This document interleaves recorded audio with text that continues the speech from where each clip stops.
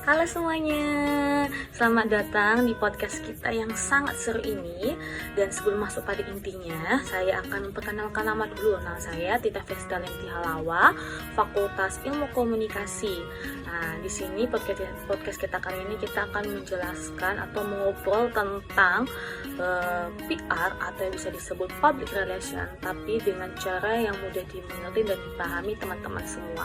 Oke, langsung saja kita langsung masuk pada intinya. Di sini kita ada 6 pertanyaan. Saya akan menjelaskan ke teman-temannya semua.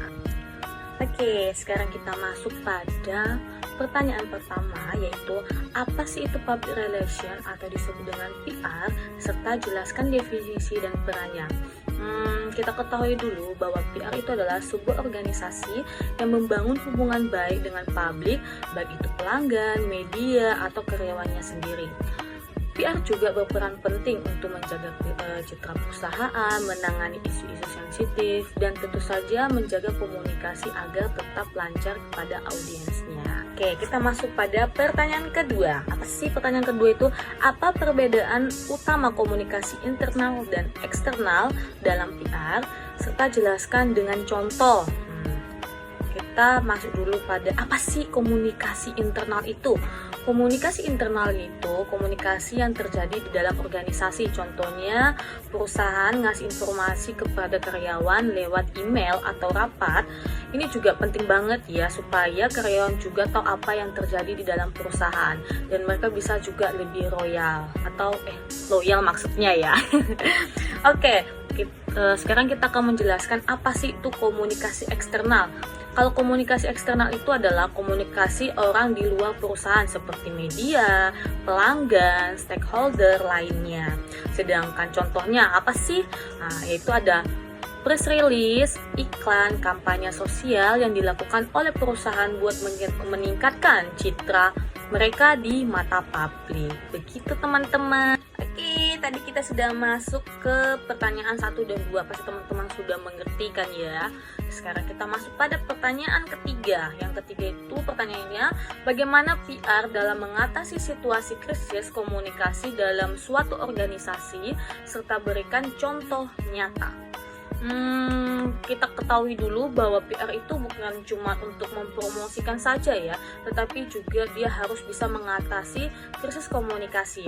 Pasti pernah kan dengan teman-teman dengar itu kalau ada tiba-tiba ada jadi sorotan dan jadi masalah besar di dalam suatu perusahaan. Contohnya saya ngambil perusahaan pesawat yang jatuh, Boeing 737 MAX yang jatuh. Nah, itu sangat krisis banget dan itu menjadi masalah yang sangat besar banget ya teman-teman ya. Nah, di situ PR-nya Boeing harus segera turun tangan buat klarifikasi serta ngomong langsung ke media dan menjelaskan apa yang terjadi dan bagaimana mengatasinya permasalahan tersebut. Ini sangat penting banget soalnya kalau nggak ditangani dengan baik, reputasi perusahaan tersebut akan turun secara drastis. Jadi PR harus buat pernyataan resmi dan menjelaskan situasi yang sebenarnya, terus berikan solusi dan langkah-langkah yang baik supaya tidak akan terjadi lagi permasalahan tersebut. Jadi sekarang pertanyaan keempat. Analisis salah satu isu kontroversial yang ditangani oleh PR Indonesia. Apa yang dilakukan PR dan apa hasilnya? Di sini ada banyak banget ya isu kontroversial yang ditangani PR. Salah satunya itu yang cukup ya dibicarakan adalah masalah penanganan bencana. Contohnya bencana alam yang terjadi di Indonesia. Terus bagaimana PR organisasi kemanusiaan pemerintah menanganinya, misalnya harus memberikan informasi yang jelas, status bencana, terus bagaimana cara memberikan donasi dan apa yang harus dilakukan masyarakat. Nah, di situ PR harus bisa meyakinkan di mata publik bahwa bantuan sedang dalam perjalanan dan rencana apa yang akan dilakukan.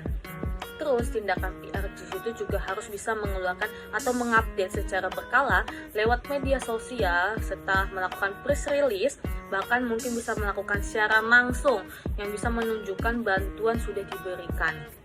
Dengan begitu, hasilnya akan semaksimal bagus dan PR juga bisa lebih aktif sehingga masyarakat menjadi lebih percaya dan donasi juga bisa meningkat dan bantuan yang sampai ke tempat yang membutuhkan juga. Oke teman-teman, sekarang kita masuk pada pertanyaan kelima. Belum bosan kan teman-teman ya? Belum ya? Oke, langsung saja ya. Apa sih soal pertanyaan yang kelima ini? Jelaskan bagaimana teknologi komunikasi memengaruhi cara PR bekerja saat ini, terutama dalam mengelola media digital.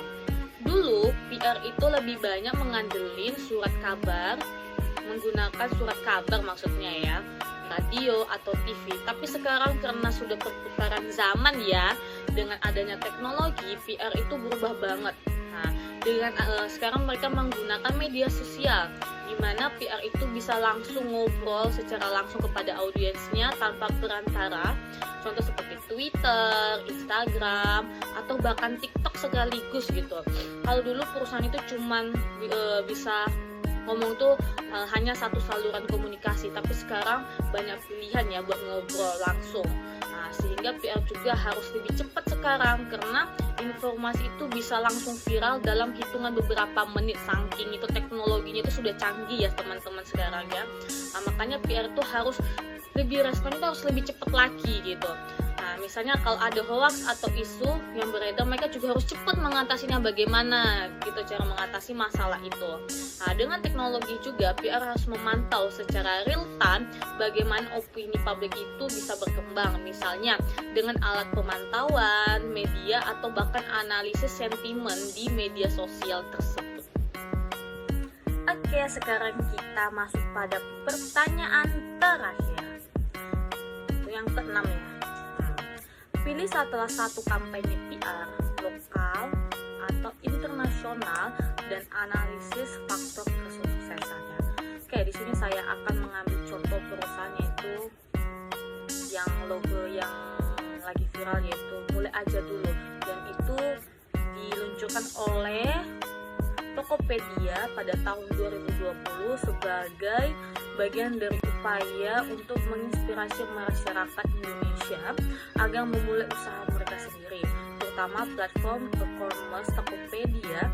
Kampanye ini bertujuan untuk mengatasi rasa takut dan keraguan yang sering dirasakan oleh individu yang memulai bisnis online tetapi kesulitan atau tidak yakin dengan awal yang harus mereka ambil. Terus, faktor kesuksesan Tokopedia ini melibatkan banyak influencer ya dan pembisnis sukses. Dalam kampanye ini, mereka berbagi cerita mereka tentang bagaimana mereka memulai bisnis ini sehingga berhasil. Terus banyak juga testimoni dan cerita yang bisa membantu memperkuat pesan kampanye dengan menunjukkan bahwa siapapun bisa memulai bisnis ini dengan langkah kecil dan Tokopedia adalah platform yang tepat untuk itu. Kesimpulannya, kampanye Tokopedia ini adalah contoh perusahaan yang sukses ya, yang bisa memanfaatkan pesan yang sederhana namun kuat, serta dukungannya itu banyak dari influencer juga ya teman-teman ya, serta mereka juga memanfaatkan media sosial yang efektif, sehingga kesuksesan kampanye ini terletak pada kemampuan untuk menginspirasi dan memperdayakan pengusaha baru untuk memulai bisnis dengan langkah-langkah pertama yang sangat kecil. Selain itu, kampanye ini juga memperkuat posisi Tokopedia sebagai platform yang mendukung pertumbuhan bisnis, terutama di kalangan pengusaha pemuda, melalui pendekatan yang menggabungkan inspirasi, edukasi, dan promosi yang relevan dengan kebutuhan pasar juga.